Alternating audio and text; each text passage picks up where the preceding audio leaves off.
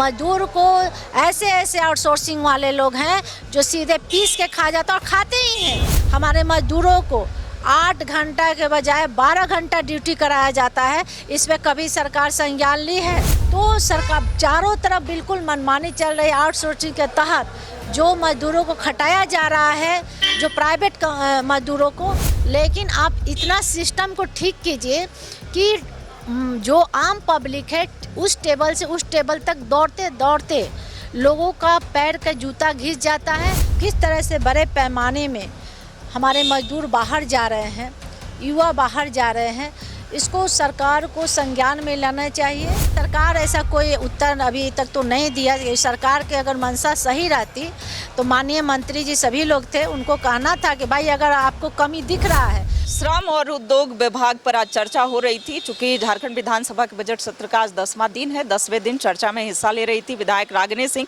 क्या कुछ इन्होंने सदन में पक्ष रखा है?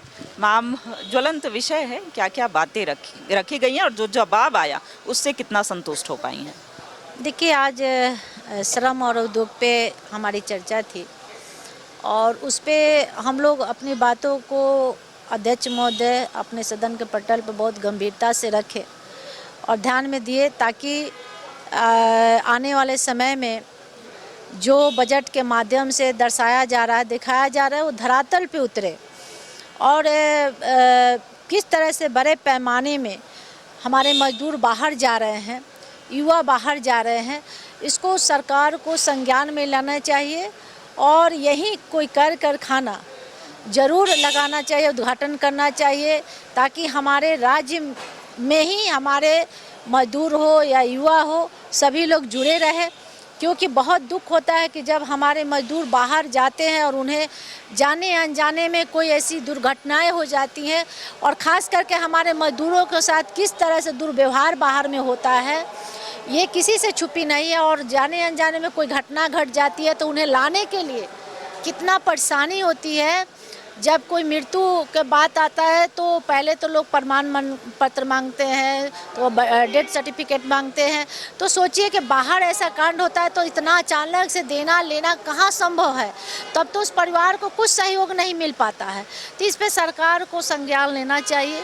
और जहाँ तक है कि जितना भी चाहे महिला को बोला जा रहा है कि सिलाई से मशीन से लेकर शादी विवाह गरीब कल्याण की योजना के तहत सब ठीक है, लेकिन आप इतना सिस्टम को ठीक कीजिए कि जो आम पब्लिक है उस टेबल से उस टेबल तक दौड़ते दौड़ते लोगों का पैर का जूता घिस जाता है, लेकिन उनको राशि नहीं मिल पाता।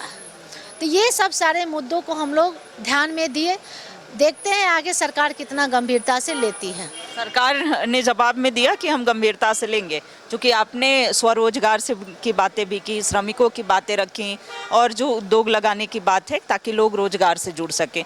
तो सरकार की तरफ से जो उत्तर आया, संतुष्ट हो पाई?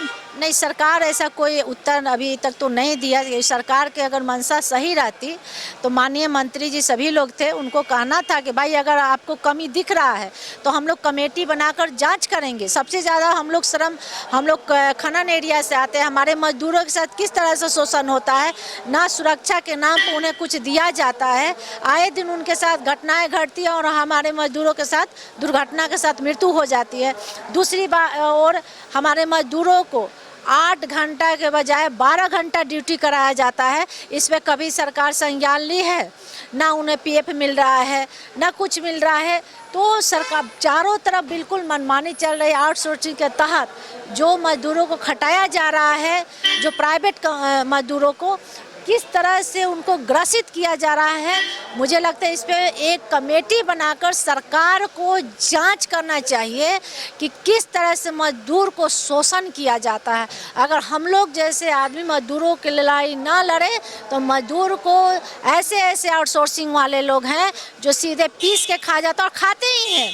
आए दिन अवैध खनन के दौरान कभी महिलाएं चपेट में आती हैं, कभी बच्चे आते हैं, कभी बुजुर्ग आते हैं। तो ये तो सिलसिला जारी है और पुलिस प्रशासन, बीसीसीएल के अधिकारी मिलकर उन्हें रफा सफा करने में लगे रहते हैं। तो ये श्रमिकों को लेकर के तो इन्होंने बोला ही, साथ ही साथ रोजगार कैसे सृजन हो सके, स्वरोजगार से लोग कैसे जुड़े, और वही आउटसोर्सिंग कंपनियों की जो मनमानी चल रही है इस पर भी इन्होंने बातों को रखा है। कैमरा पर्सन नोवल के साथ रुचि शर्मा, न्यूज़ 11 भारत, रांची।